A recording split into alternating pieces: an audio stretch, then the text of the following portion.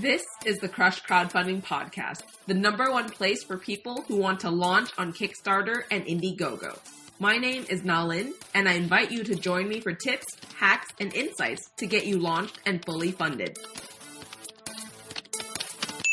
Hey everyone, welcome to another session of the Crush Crowdfunding Podcast. I'm really excited to have you here today and to really talk to you about crowdfunding and how you can absolutely crush your goal on Kickstarter and absolutely crush your goal on Indiegogo. Today, what I wanted to talk about is all those different pages that you need before you actually launch your crowdfunding campaign.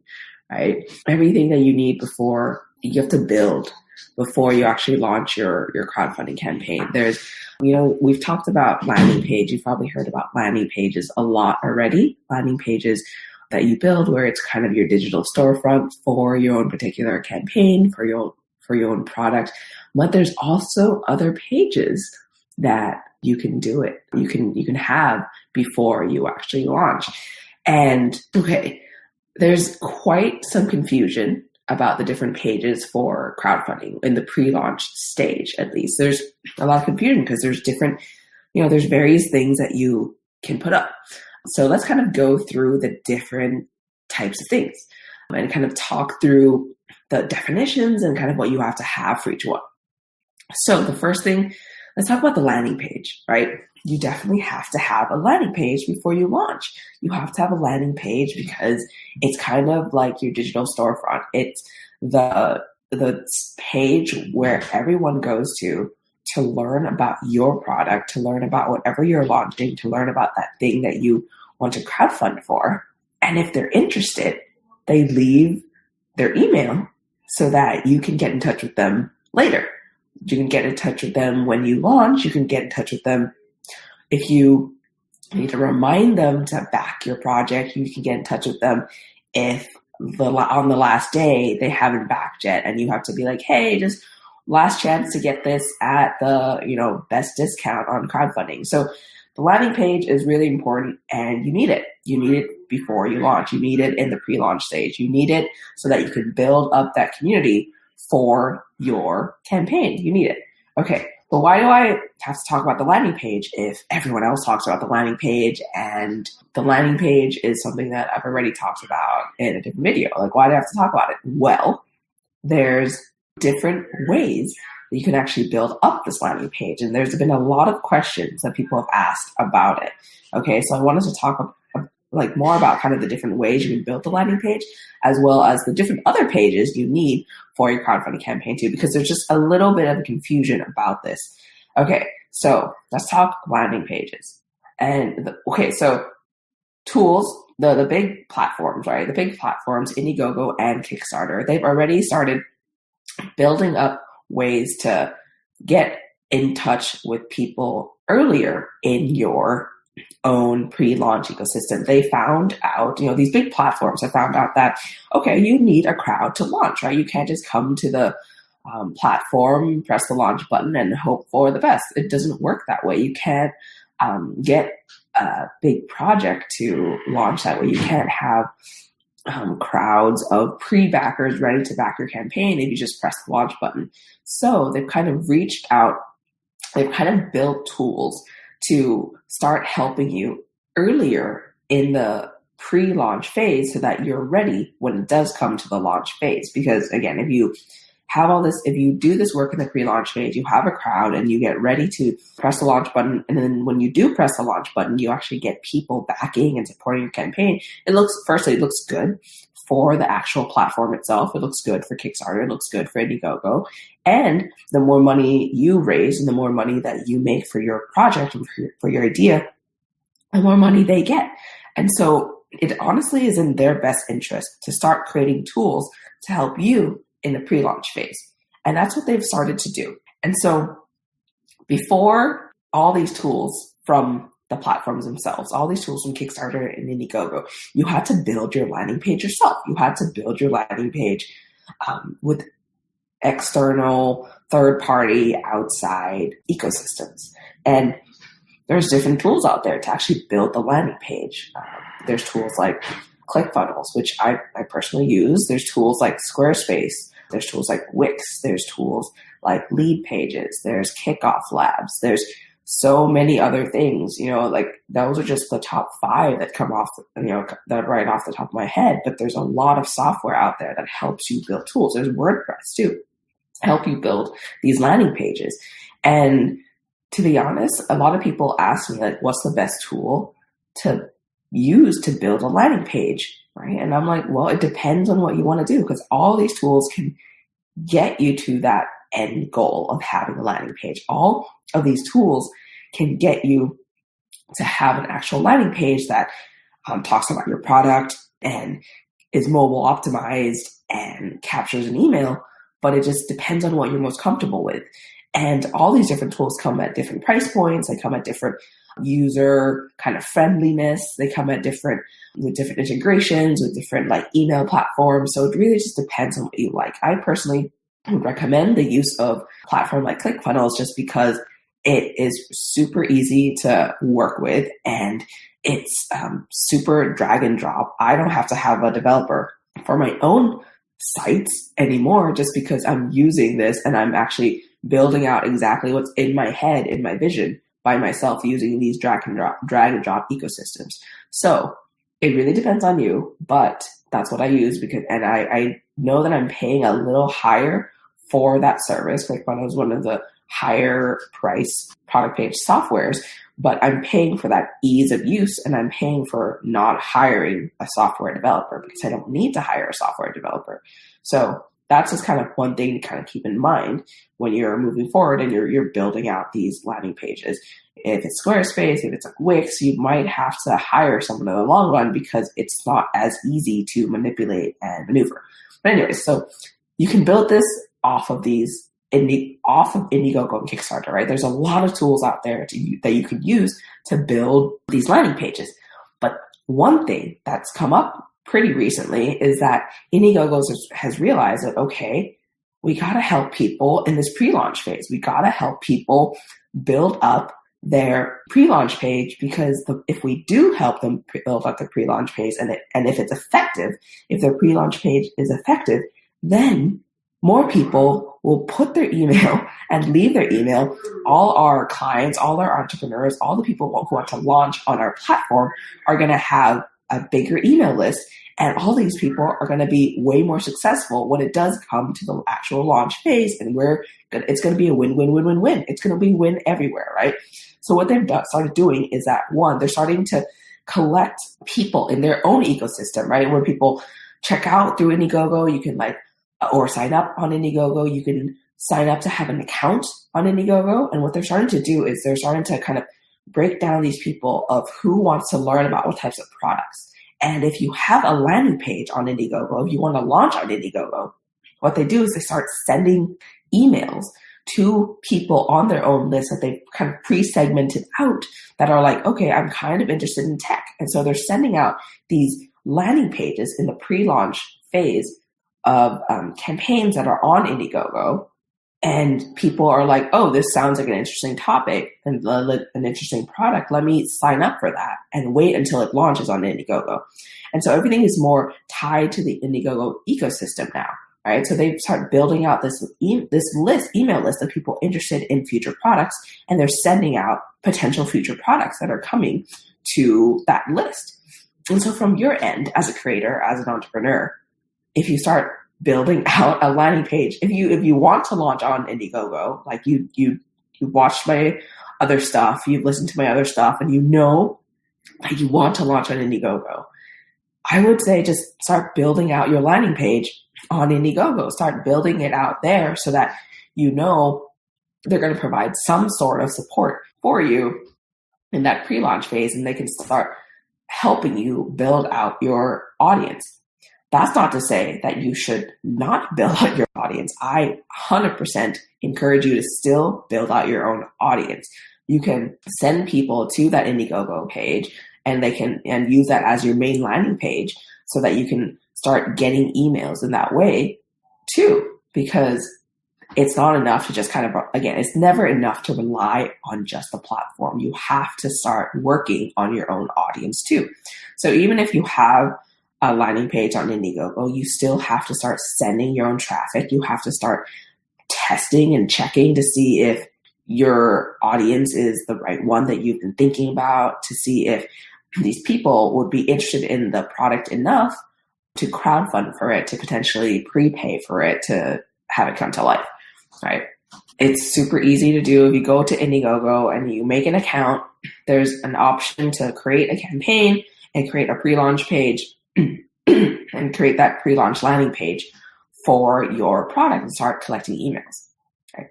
So again, there's ways to do this off Indiegogo, and there's also ways to do it on Indiegogo.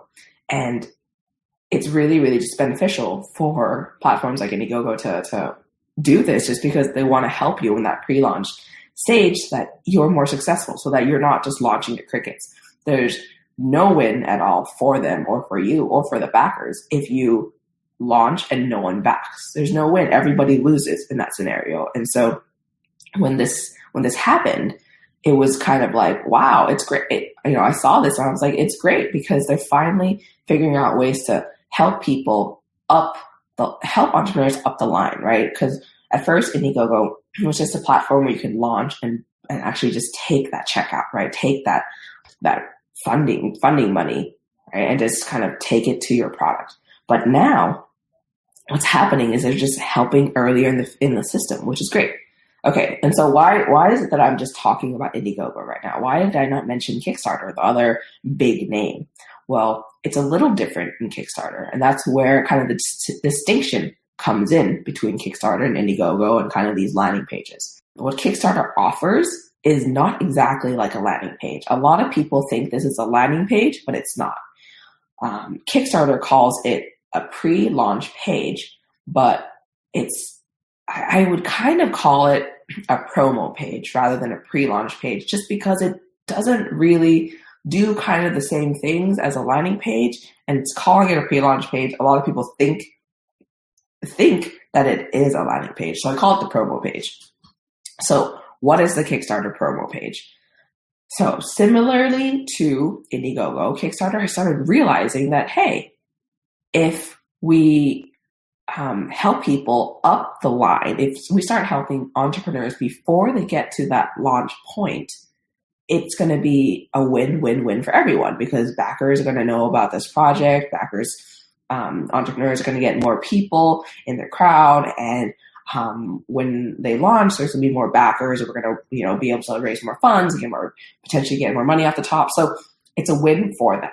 But the difference between the promo page on Kickstarter and a landing page that you create or by yourself, or a landing page you create on Indiegogo, is that you don't get information of your potential backers when you use the Kickstarter promo page.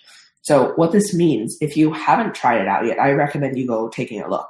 Right? I recommend you starting that account on Kickstarter and just taking a look at, going through the steps and starting to activate that promo page. They call it the pre-launch page, but activate the promo page, or go into the explore section and start and do advanced filter for campaigns that haven't launched yet. And so you'll see what the promo pages are.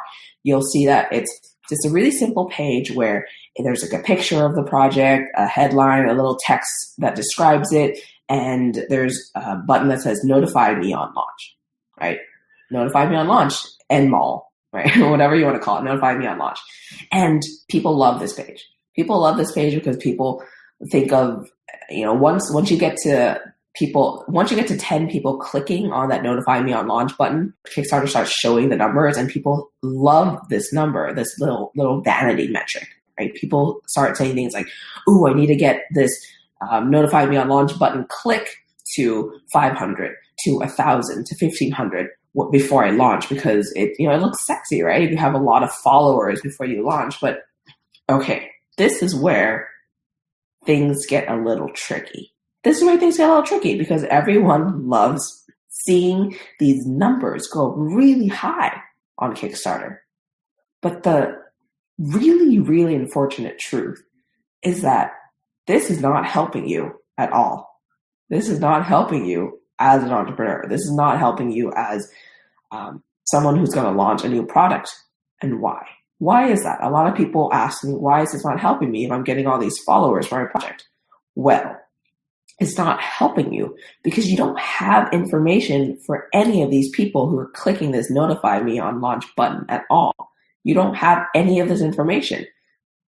All you have is that you know that someone clicked the button, period. You don't have what their name is. You don't have where they're from. You don't have their email address. You don't have any way to get in touch with them, to talk about, to talk to them, to ask them follow-up questions, to discuss your project, to discuss why they like the product, to discuss, their likelihood of actually getting the product when you go live, to discuss how important day one funding is. You have none of that at all. And throughout the campaign itself, you don't have a way to get in touch with these people. You don't have a way to email them. You don't have a way to tell them that it's the first 24 hours and you have a special reward for people who back during that first 24 hours. You don't have a way to say, hey, there's a mid-campaign fun little scavenger hunt we're doing online. You have no way to communicate with them.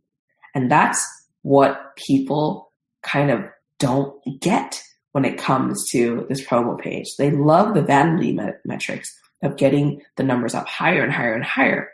But they don't get that they can't connect with or talk to these people at all. And that's what the downfall is. You can't convince more people to back your project if you can't talk to them.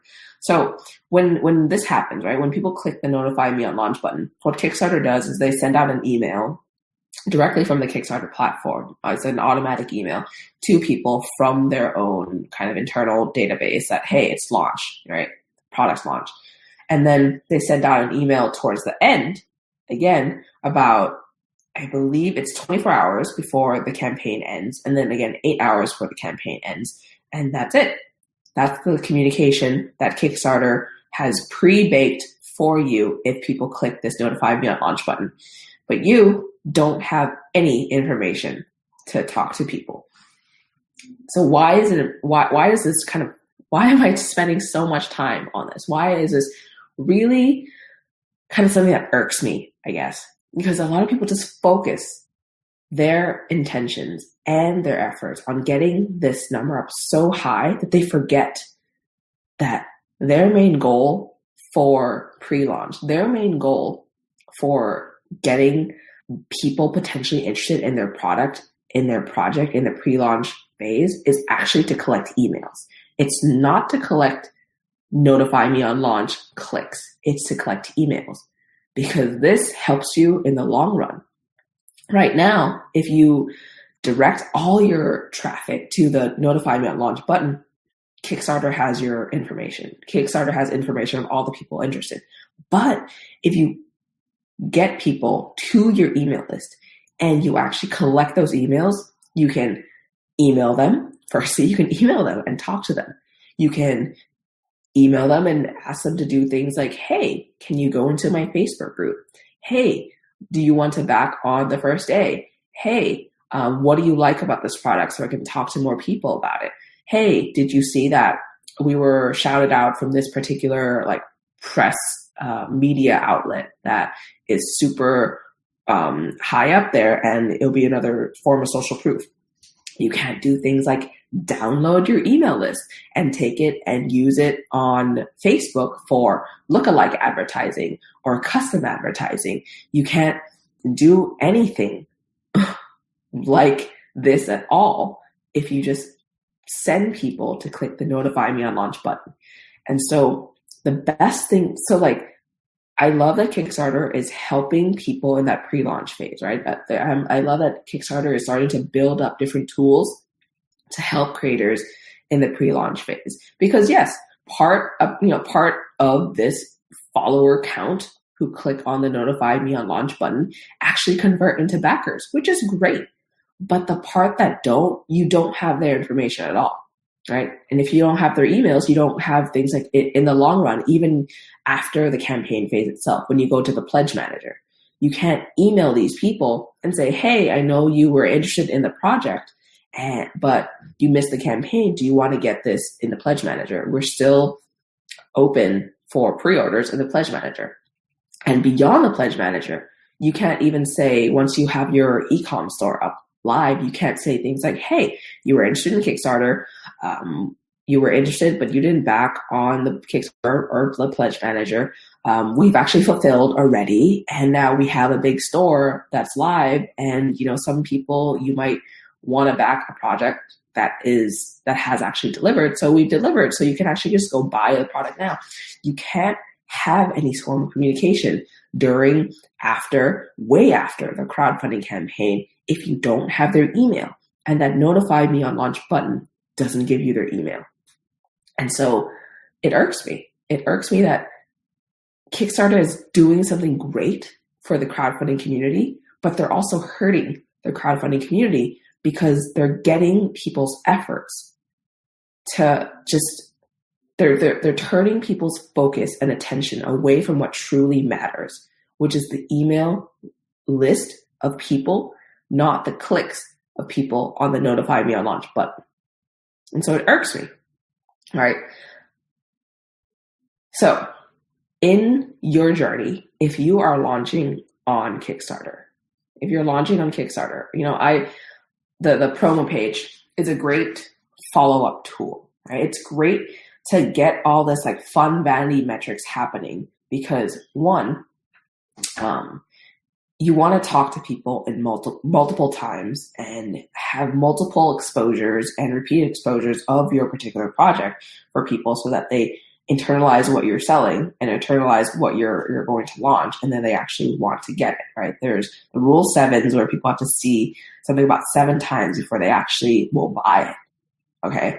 And so with that said, it's great to have a pre-launch page, but that is promo page, but it shouldn't be your main goal. It should not be your main goal because you don't have people's information. And so what I recommend instead, if you're going to launch on Kickstarter, is that you should still create your own landing page, right? Create your own landing page with all these external tools, ClickFunnels, Wix, Squarespace, Lead Pages, whatever you want to do. Kickoff Labs, right? Create your own landing page, still drive all traffic to your landing page to collect people's information, collect people's emails, collect people who are interested in your actual product, collect their email. And then in your pre-launch process, in your long pre-launch process, whatever you're doing in the pre-launch process to kind of lead up to this launch, to build your crowd, one of the steps can be to push people to this promo page so that they click the notify me on launch button. Again, collect their email first up front so that you have that information. And then in the back end, once they're in your ecosystem already, once they have your information already, then push their information, push them to click the notify me on launch button. Because, Kickstarter is great too, because they've started to build up different ways people can look at the promo page itself. People can actually go search for the promo page and look at different categories and see what things are coming up in their own category and things like that. So that's the great part. There's like a search tool and functionality where people can just go and look at things they're potentially interested in and start clicking on this notify me button. But that should be your main goal. But once you have people's email addresses and you're pushing people to click on the notify me on launch button, you can actually attract a larger group of people who just browse specifically on Kickstarter and have, kind of those organic fans coming into your project even before the Kickstarter campaign launches. Because some people do use this promo page section, this promo page kind of search functionality on Kickstarter to find out about new upcoming campaigns. So, okay, just to recap, pre-launch pages, stuff like collecting people's information during the pre-launch phase is very, very important because you can take that information and push people to your campaign when you launch. That's the first thing. The second thing is that if you're on Indiegogo, they have a specific way to create landing pages, right? You can use that, which is great. You can just kind of filter right through into Indiegogo. They do promotions to help you kind of get more people for your pre-launch page too, but you still have to do your own work. On Kickstarter, They don't do email collection. They just do clicks. They just do like notify me on launch clicks, which is great because they have a big marketplace where people can look at campaigns that are upcoming through these promo pages. But the downside is you do not have any information at all for your potential backers. And that is a huge downside. So if your strategy right now is to focus on the promo page on Kickstarter, if you're launching on Kickstarter, don't do it. Use it as a secondary strategy, not your main strategy. Thank you so much for listening to this episode of the Crush Crowdfunding podcast. If you enjoyed this episode or found it helpful in any way, be sure to leave a review so that other people will have an easier time finding this crowdfunding content. I hope that this podcast was helpful in your crowdfunding journey, and I can't wait for you to go out and crush it. Thanks for listening to the Crush Crowdfunding podcast at crushcrowdfunding.com. Tune in the same time next week for more ways to crush your launch.